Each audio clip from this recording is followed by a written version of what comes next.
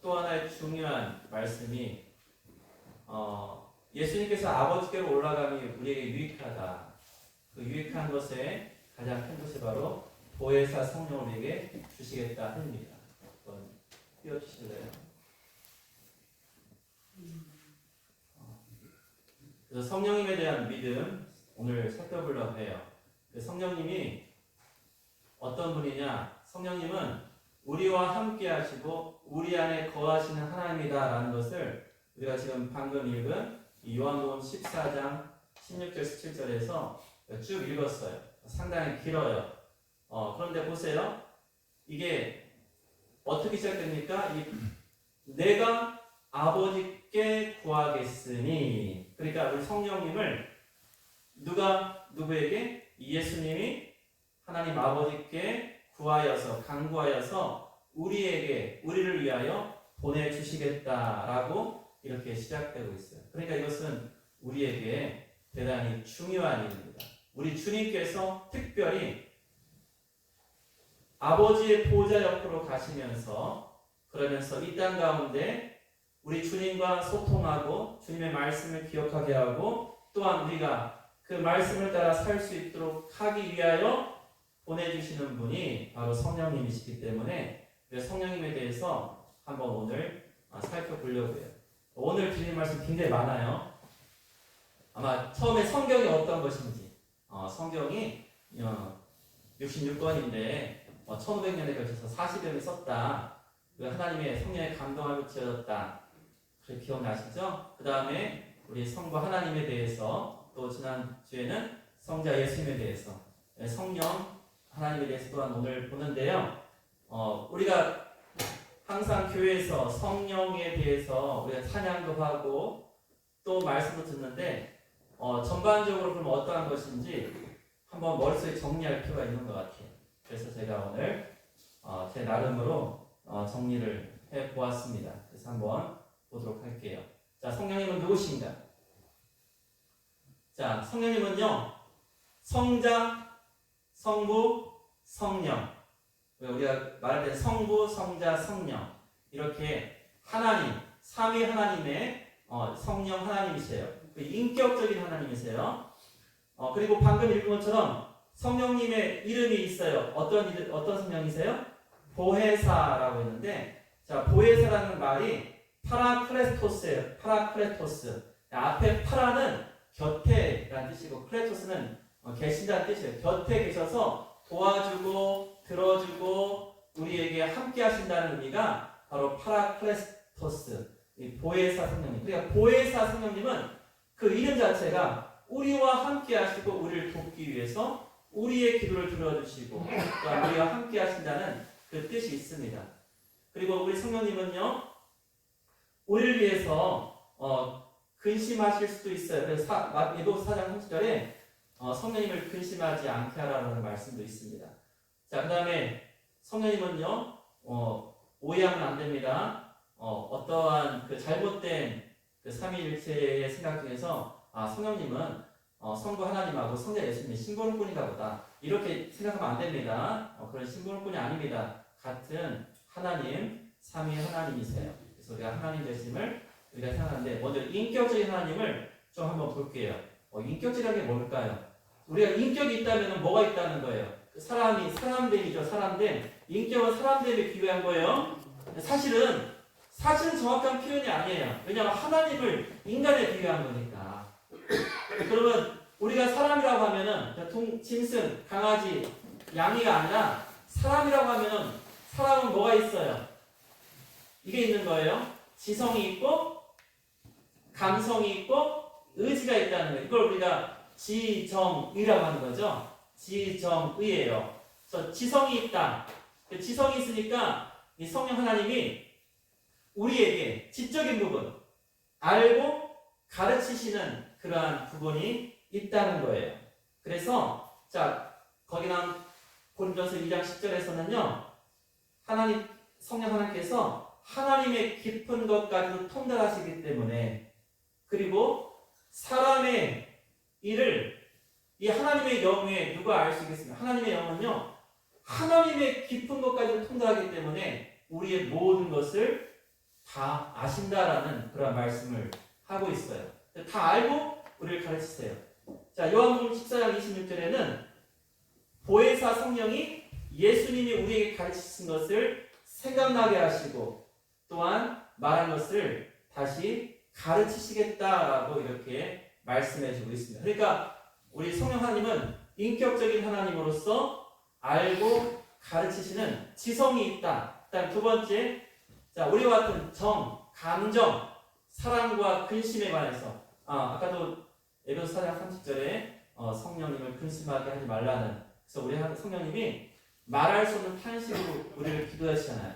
그런 것처럼 우리를 생각하시고 우리를 위해서 근심하실 수 있는 그러한 감정이 있다고 그렇게 보고 있습니다.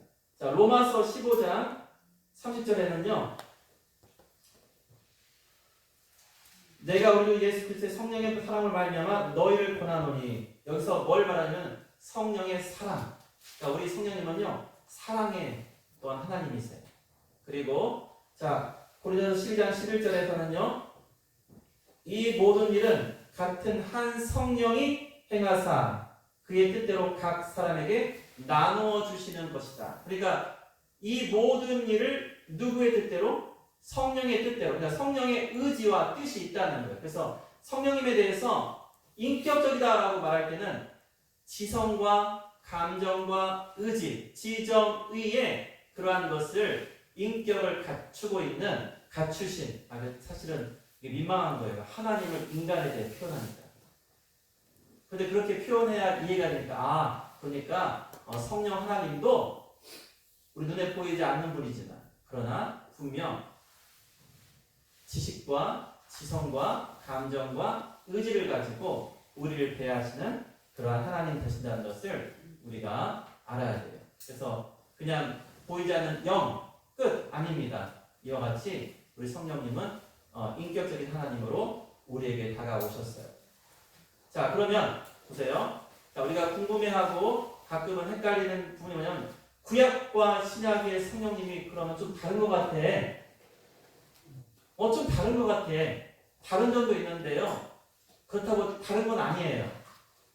뭐가요? 보세요. 일단 구약과 신약에 관계없이 우리는 성령 하나님은 창조에 참여하시고 지금도 이 창조의 질서를 유지하시는 하나님이세요. 두 번째, 자, 구약의 성경과 신약의 성경 누구의 감동된 거예요? 성령의 감동된 것이죠. 그러니까 구약과 신약과 통틀어서 성령 하나님은요 이 창조 세계의 질서와 그 다음에 성경을 하나님의 그런 성령의 감동된 것이니까 그와 같이 사역하셨다라고 우리가 볼 수 있어요. 그런데 그러면 구약과 신약에서 좀 더 두드러진 특징이 있어요. 자, 먼저 구약의 성령 사역의 첫 번째, 좀 제한적이에요. 신약과 달라요. 자, 구약 시대에는 모든 사람에게 성령이 임하진 않았어요. 선택된 인물들에게 임하였습니다. 그래서 민수기에서는요, 이 민수기 11장에는 어떠한 장면이냐면은 모세와 함께 장로들에게도 성령이 임하시는 그러한 사건이 있어요. 자, 그리고 자, 삼손도 어떻습니까? 하나님의 영을 받아서 그가 사사의 직분을 행하였어요. 그래서 이 사사기 14장에 나올 때는요, 그의 손에 아무것도 없는데 사자를 그가 성령의 능력을 힘입어서 그가 찢었다라고 나옵니다. 그리고 자, 사무엘상 16장의 다윗, 이건 어떤 장면이냐면은 다윗이 사무엘 선지자에게서 이제 뭐예요? 왕으로 기름 부음 받는 장면이에요. 그때 어떻게 나오냐면은 사무엘이 기름 뿔병 가져다가 그의 형제 중에서 이제 다윗에게 부었더니 그날 이후로 여호와의 영이 이 다윗에게 크게 감동되었다. 그래서 하나님의 선택한 왕으로서의 그런 기름 부음 받은 이 다윗이 안수받고 기름 부음 받았을 때 그때 여호와의 영이 크게 감동되었다. 그래서 이렇게 구약에서는요 특정한 사람들에게 하나님께서 성령을 부어주시는 그러한 장면이 나옵니다. 자, 두 번째, 자, 구약에서의 성령 사역. 임시적일 때가 있어요. 이건 뭐냐면은 떠날 수도 있어요. 떠날 수도 있어요.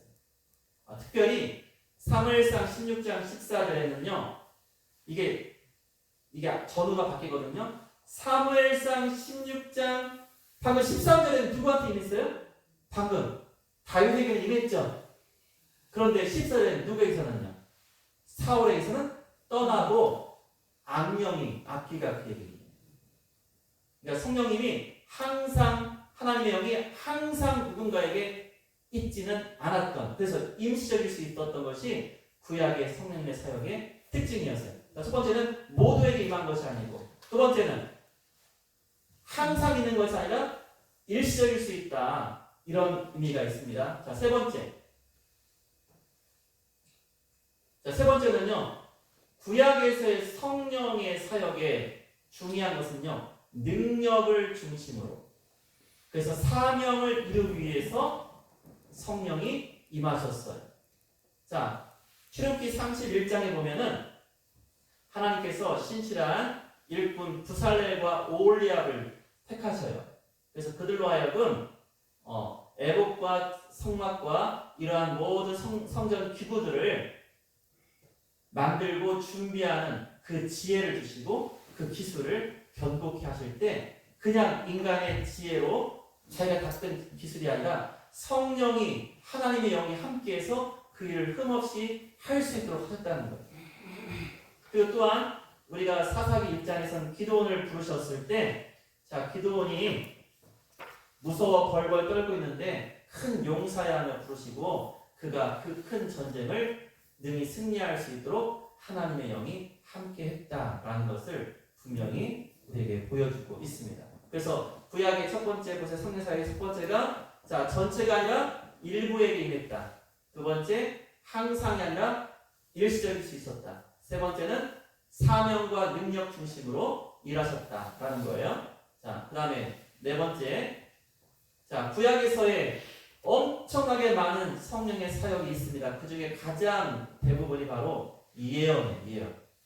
그럼 누구 중심이겠어요? 이것도 선지자 중심으로 예언하셨어요. 그래서 우리 선자들을 보게 되면은 주의 영이 내게 임하셨으니 내가 임하나니 이러한 표현들이 이 선서에는 곳곳에 등장하게 되는 거예요. 그래서 구약의, 그러니까 우리가 착각한 사람이 뭐냐면은 오순절 성령님이 강림하셨으니까 아니 성령님은 그때 임하신 거 아니야? 그때 임하셨죠. 그렇지만 이전에도 사역은 하셨는데 이제 신약에서의 사역이 구약과는 차이가 있어요. 자, 한번 볼까요? 자, 신약에서는 신약의 성령 사역 많아요. 짠. 자, 구약과 다른 게 첫 번째. 보편적. 그 누구예요? 누구에게나. 그래서 사도행전 2장 7절에 만민에게, 즉 모두에게 나의 영을 부어주신다. 두 번째, 중요합니다. 아까 전에 사울이 하나님의 영이 임했어요. 여러분, 사울 왕도 하나님의 영에 감동되어서 행했어요. 그런데 그가 하나님께 범죄하고 그리고 그가 스스로 제사장의 직분을 행하려고 하고 또 하나님께서 그에게 분부하신 것을 그가 제대로 아말렉의 그런 전쟁에서 행하지 않았을 때 하나님은 그의 영을 거두셨어요. 그러니까 그때는 뭐예요? 일시적이었죠? 그런데 여러분 지금 예수 믿는 우리에게는요, 여러분은 항상 여러분 가운데 성령님이 임하십니다. 이건 뭐예요? 영구죠. 교회들이 이런 말을 써요. 영구, 항존직. 되게 교회에서 구분을 하는 것 같아요. 그러니까 뭐냐면은 집사는 그러니까 서리 집사라는 거 아시죠? 서리 집사는요 원래 1년에 한 번 다시 재신임을 해야 돼. 재서약을 해야 되는 거예요. 그리고 안수 집사는 한 번 안수 받았으면 쭉 갈 수 있는 거예요. 그래서 그걸 항존직이라고 하고 이렇게 표현하는데 신약에서의 성령님의 사역은요 항존직, 항상 우리하고 함께 하십니다. 그리고 자 또한 중요한 게 있습니다. 구약에서의 성령님의 사역은요 사명을 위해서 능력을 주셨죠. 누구에게? 삼손에게, 기도원에게. 그런데 신약에서는요, 우리의 내적 변화를 일으키시는 이러한 성품이 하나님의 성품을 닮아가도록 이러한 성화와 또한 연결될 수 있는 거예요. 그래서 갈라디아서 5장 22절과 23절 우리 잘 아시죠? 오직 성령의 열매는 사랑과 희락과 화평과 그다음 뭐예요? 오래 참음과 자비, 양성, 충성, 온유, 절제니 이 같은 것을 금지할 법이 없느니라. 없어요. 그래서 갈라디아서 5장 20절 23절에 나오는 이 성령의 9가지 열매가 가져다주는 것이 무엇일까요? 성령 충만하고 성령에 따라 사는 사람들은 이와 같이 성품이 하나님께 향한 하나님이 원하시는 그러한 모습으로 바뀐다는 것이죠. 그 다음에 자 우리가 가장 잘 아는 자 성령님의 사역 바로 오순절 성령 강림으로 교회가 성립되어지고 확장되어지는 사도행전 1장과 2장에 가장 강력하게 드러나고 있고 또한 여러분이 사도행전을 끝까지 보시면 아시겠지만 사도 바울의 그런 전도 여행과 그 모든 길 가운데서 성령님의 인도하심을 따라서 행하는 것을 우리가 볼 수 있어요. 자, 그래서 그것은 또한 사도뿐만 아니라 자, 우리가 로마서 8장 14절과 고린도서 13장 13절에 보면은 바로 인도하시고 우리와 교제하시는 그러한 하나님이심을 우리가 또한 볼 수가 있습니다. 그래서 고린도서 13장 13절에 주 예수 그리스도의 은혜와 하나님의 사랑과 성령의 교통하심이 너희 무리와 함께 있을지어다. 이게 뭔지 아세요? 고린도서 13장 13절 다시 읽어볼게요. 주 예수 그리스도의 은혜와 하나님의 사랑과 성령의 교통하심이 너희 무리와 함께 있을지어다. 이게 뭐예요? 예배 때마다 주일날 예배 때 목사가 예배 끝날 때 하는 뭐예요? 축도예요. 축도. 그 축도에 성령께서 어떻게 하신다는 거예요? 우리와 교통하신다. 교통하시고 우리와 인도하신다. 우리와 동행하신다는 거예요. 저는 항상 할 때 성령님의 동행하신 이 말을 밀려고 그렇게 빠뜨리지 않으려고 노력합니다. 성령님이 우리와 동행하시고 함께 하신다는 거예요. 그래서 신약의 성령의 사역이 이렇게 포괄적으로 지금 구약과 대비해서 설명해 줬어요. 그러니까 참 다르죠. 구약에서는요, 특정한 사람들, 특정한 일에, 특정한 능력을 발휘할 수 있도록 그렇게 돕기 위해서 성령이 사역하신 거예요. 그러니까 신약에서 오순절 이후에만 성령이 사역하신 것이 아니라 구약에도 성령님은 분명히 사역하셨어요. 그러나 구약과 신약이 조금 차이는 있어요. 그러면 자 공통점은 뭐라고 했죠? 구약과 신약을 통틀어서 성령 하나님은 삼위일체 하나님으로서 창조의 질서를 창조에 참여하시고 그 질서를 지금까지 운행하시며 지키시고 또한 뭐 하십니까? 구약부터 신약까지 이 성경이 이 특별 계시가 우리 가운데 임할 수 있도록 우리에게 주어질 수 있도록 하나 우리 성령의 감동하심으로 우리에게 이 말씀이 주어졌다는 거예요. 자 그러면 우리 예수님께서 우리에게 지금 오늘 읽은 말씀에 나오지만 성령님이 오신 이유가 뭐일까요? 자 첫 번째 진리로 인도. 자 그 진리가 뭘까요? 진리로 인도한대. 진리가 뭐예요? 예수님. 두 번째 예수님을 증거. 세 번째 죄를 깨닫게 한다. 성령님이 오시면 우리 가운데 예수님께로 인도하는, 그러니까 우리가 성령의 사역 없이는 어떠한 죄인도 예수님을 구주로 믿지 못한다는 거예요. 우리가 예수님을 구주로 믿었다는 것은 내가 성령의 도우심으로, 성령의 역사하심으로 내가 예수를 주로 믿고 깨닫게 되었구나. 내 힘으로 한 게 아니구나. 나의 지혜가 아니구나. 성령님이 나를 도우셨구나라고 우리가 고백하는 거예요. 그 가운데에서 요한복음 16장 8절에 보면요.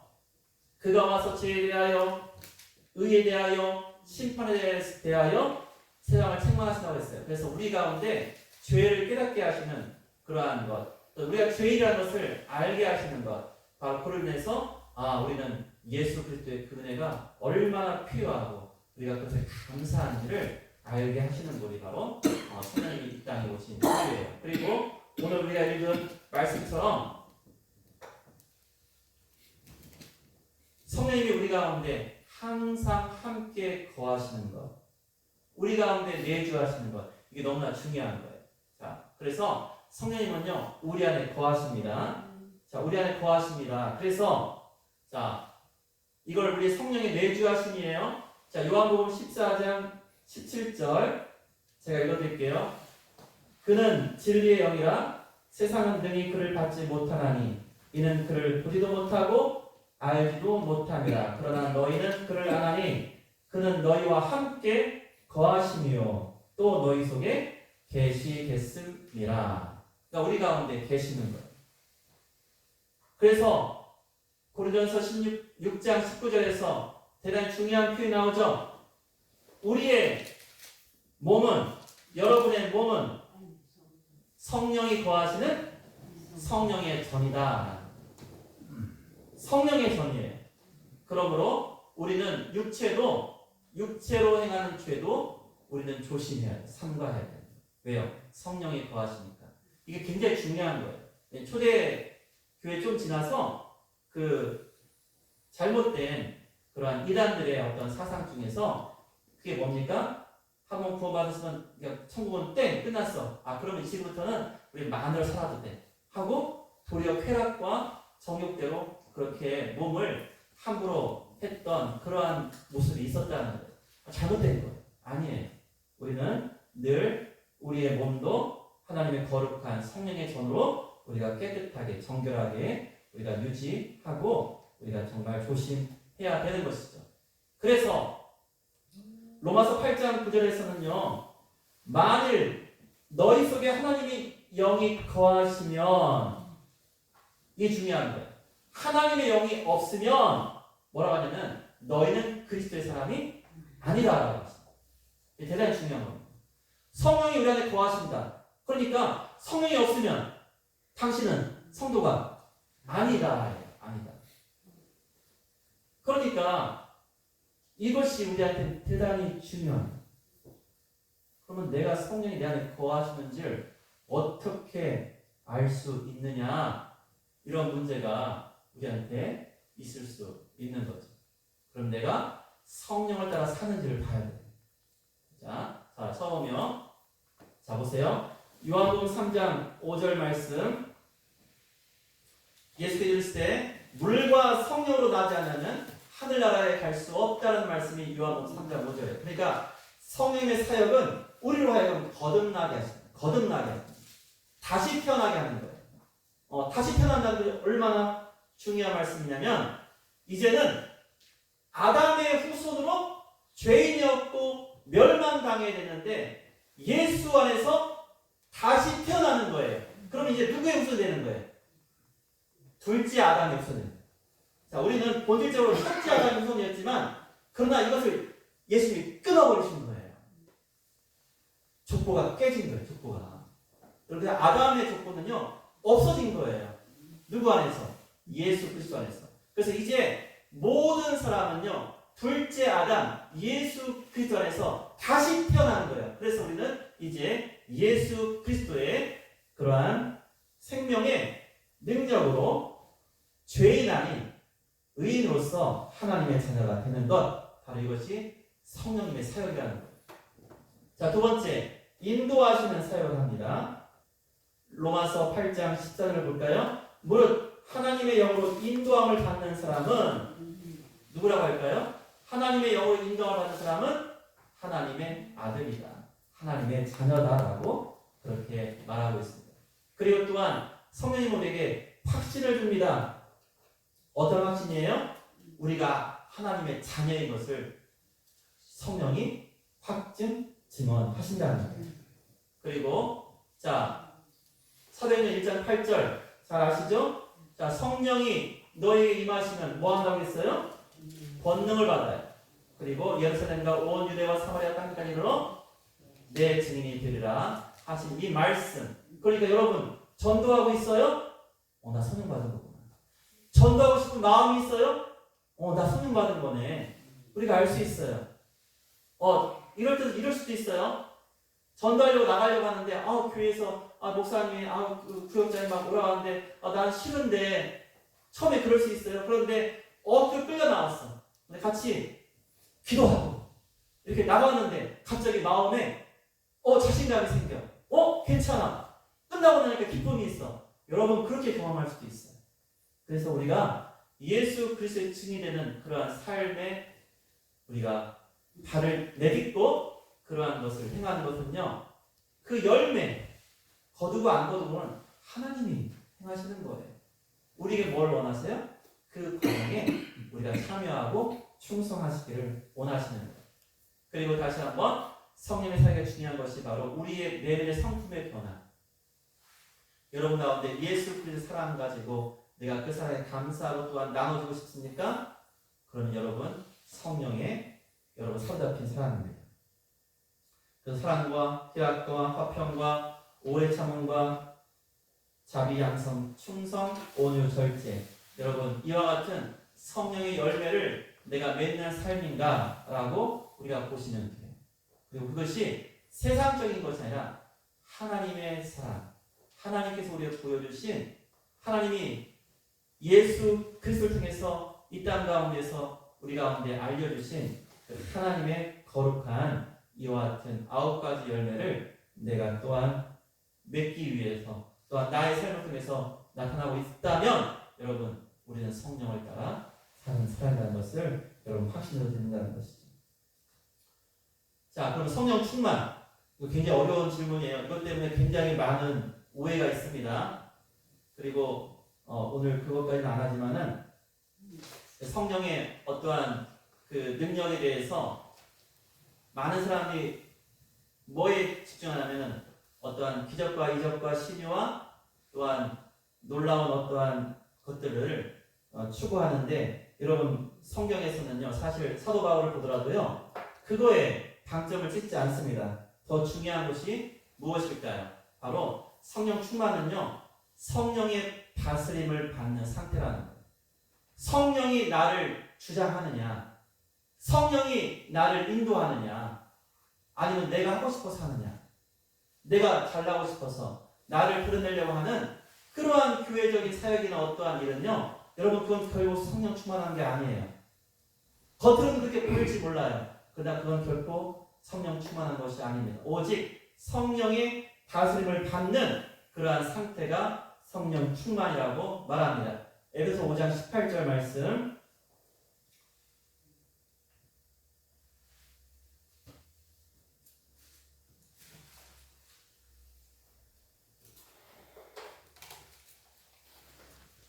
제가 찾아야겠네요.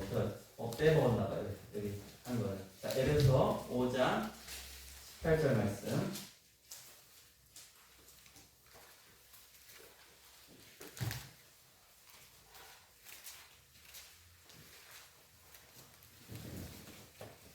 자, 우리 잘하는 말씀입니다. 술 차지 말라. 이는 방탕한 것이 오직 성령의 충만함을 받으라. 다시 띄워주세요.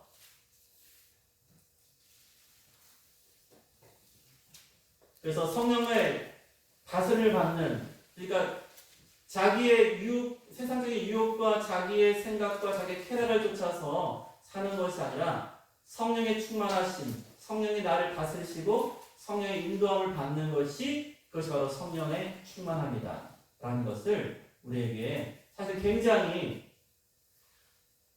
그 실제의 모습을 통해서 말하는 거죠. 술 취한 자가 술에 의해서 지배받아서 그렇게 살아가는 모습이잖아요.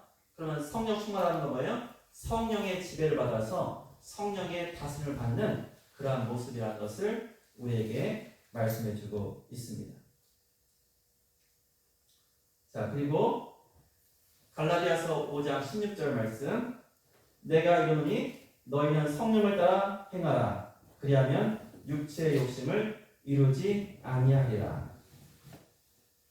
성령을 따라 행하라. 그리하면 육체의 욕심을 이루지 아니하리라. 그러니까 육체의 소욕을 따라서 살아가는 사람들이 또 세상 사람뿐만 아니라 교회 안에 들어와도 예수 믿고 나서도 우리 가운데 그러한 연약함 때문에 여전히 우리가 육적인 그러한 것들에 완전히 빠져나오지 못한 그럴 때가 있을 거예요.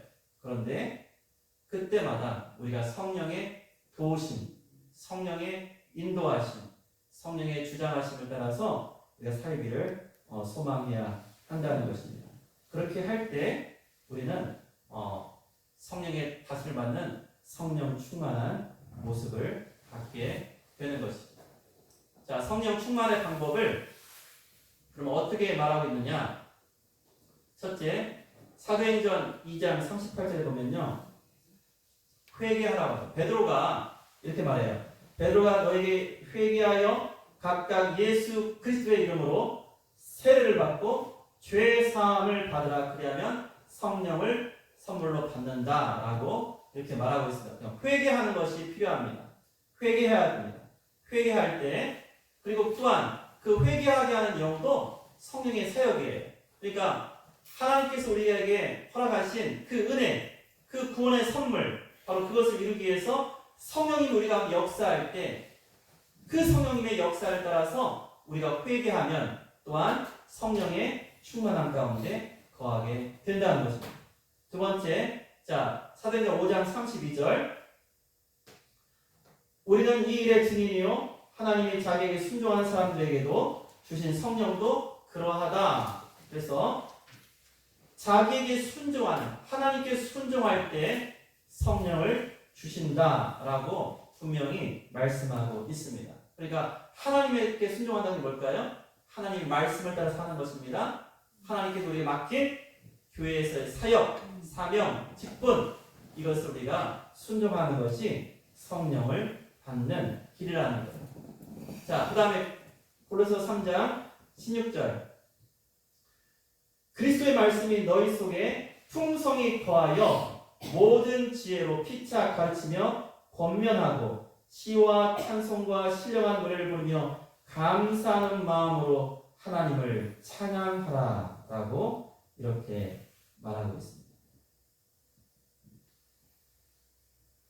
그래서 우리가 그 하나님 안에서 이 땅 가운데서 그리스도의 말씀 안에서 우리가 성령 충만할 수 있다.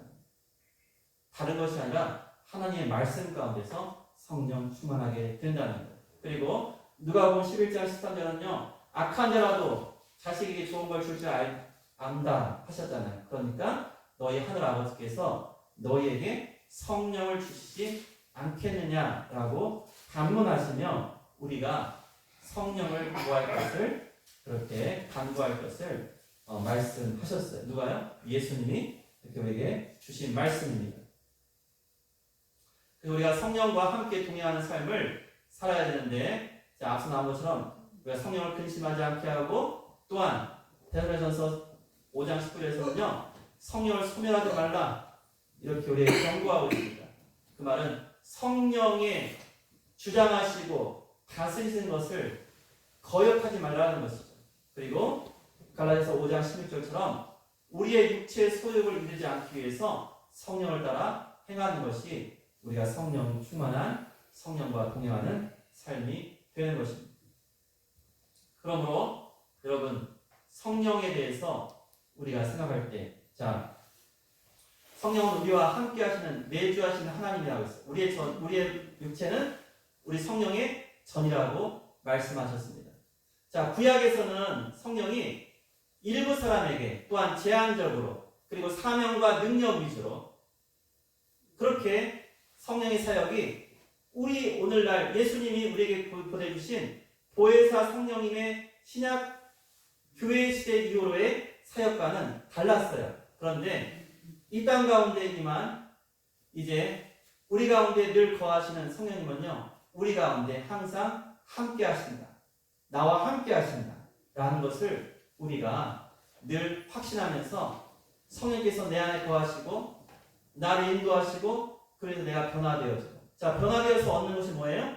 바로 성령의 9가지 열매처럼 내가 하나님의 성품을 닮아서 성화되어지고 변화되는 모습을 갖는 것이 바로 성령 충만한 삶의 모습이 된다는 거예요. 그리고 또한 성령께서 이 땅 가운데서 하시는 가장 중요한 사역이 바로 우리로 하여금 회개하여서 예수님을 믿고 하나님의 자녀가 되며, 또한 우리가 또한 예수님을 본받아서 이 땅 가운데서 우리의 구주 되신 우리 주님 예수를 전하며 나타낼 수 있는 그러한 모습, 바로 그것을 우리가 늘 가장 중요하게 여기고, 그래서 나의 삶을 통해서 예수가 증거되기를, 여러분의 모습을 통해서 예수 그리스도가 높여지기를, 우리 사랑의 교회의 모든 사역과 예배를 통해서 하나님의 영광 받으시고, 또한 지역과 이웃들에게 칭송받는 모습이 있어야 되는 거예요.